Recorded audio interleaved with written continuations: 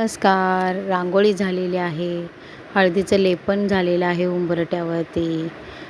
तसंच तबक ठेवलेला हॉलमध्ये असं सजवलेलं आहे. गॅसच्या शेगडीची पूजा माझी झालेली आहे आणि देवपूजा तसंच वैभवलक्ष्मी व्रताची मांडणीसुद्धा माझी झालेली आहे. खूप वातावरण प्रसन्न वाटत आहे आणि सकाळीच पूजेची मांडणी केली की दिवसभर घरात खूप प्रसन्न वातावरण राहतं.